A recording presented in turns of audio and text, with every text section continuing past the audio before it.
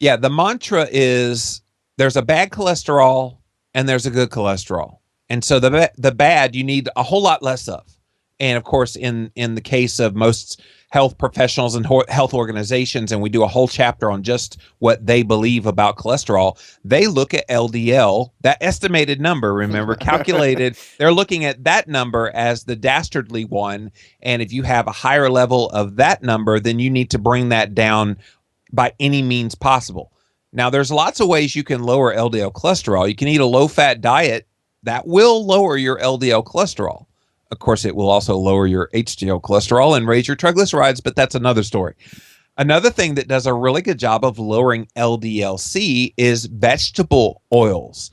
Lowers it, lowers it, lowers it. The problem is it lowers it at the expense of, and this is going to shock some people because they haven't heard this information before, the good kind of LDL. Yes, there's good LDL. It's not all bad.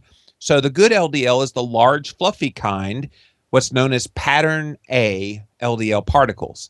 And then pattern B is the small, dense LDL. So when you consume vegetable oils, all of these big ones, they get taken away. And all you're left with is the small ones. The small ones are the atherogenic kind. Those are the kind that penetrate the arterial wall and lead to the inflammation, which is the real cause of heart disease, not cholesterol. So I know we're getting a little bit technical here, but just to make it easy, there is a test that you can run. You know, we've been talking about LDL-C as an estimated number. The test that you can have run to directly measure these large, fluffy kind and the small, dense kind of LDL is called NMR lipoprofile test. It's from a company called LipoScience. Any doctor in America can have that run. It's done through LabCorp. In fact, I run mine online. I don't even go see a doctor anymore to get it run. You can go a lot of places online. We put several of them in the book where people can just go online and you can pay for the test and go get it run at your local LabCorp. And then 3 days later in your email box, you get the results. It's pretty cool. Can you tell us one of those websites, Jimmy, real quick? So people have something to use. The one that I like to use, and they're not a sponsor or anything, but privatemdlabs.com is the one that I use. If you go there and you just sign up for their mail list, they'll send you a coupon for like 15% off. And I think I run the NMR for something like $1.25, so $125 will get you that test. And man, it gives you the total LDL particles. So it's called LDLP. And we explain all this in the book, so you can get greater detail there. Sure.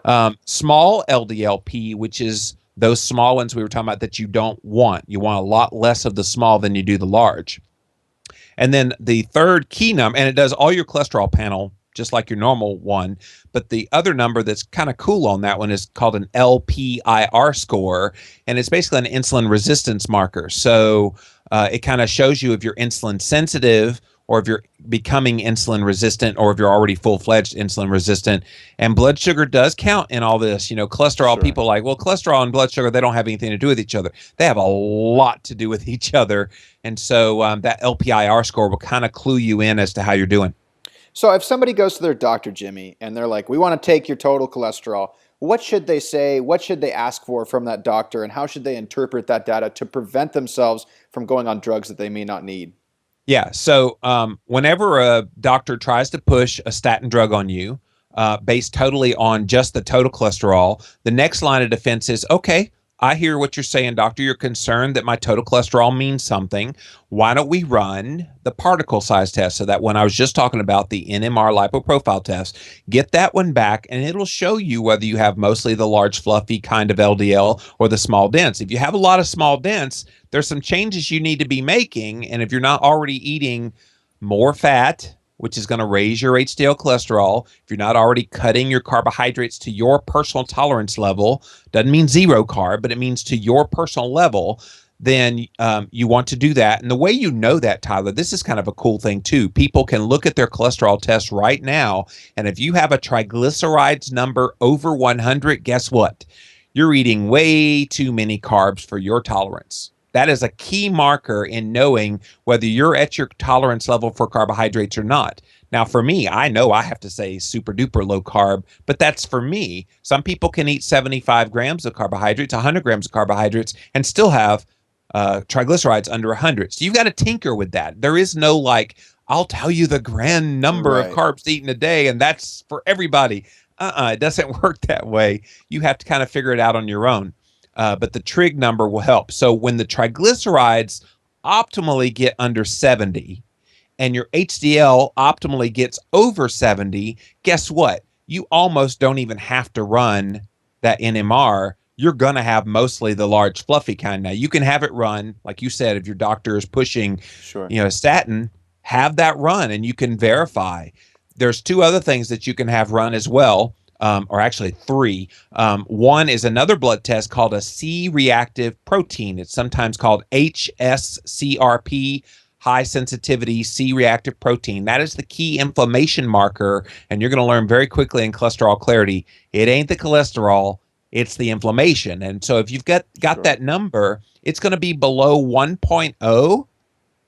You're golden. That is like the optimal range. Now, really anything under 2.0 is pretty good, but 1.0 and below is what you're looking for.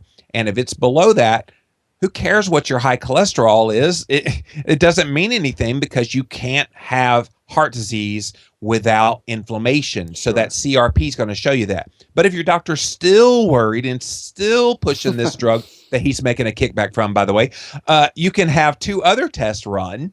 One is called a CT heart scan. So it's basically this CAT scan of your chest. It takes about 2 minutes, and it will show if there's any arterial calcified plaque happening in your arteries. It's really kind of a cool test. You do get a little bit of radiation exposure, but man, for what it tells you, it's golden. So I've had that run. In fact, I had it run earlier this year in preparation for my book. 0 was my score. Not a single bit of plaque in my arteries, despite eating 80% of my calories in the form of dietary fat. So take that, Dean Ornish. And then the last test that you can have run, if he's still not convinced after all of that, there's this thing called the CIMT. So the carotid artery, they'll do like an ultrasound of both of your carotid arteries, and they'll see if there's any kind of calcification and buildup of plaque that's building there. Now, after all that, if all those come back clean, you can ask your doctor a simple question.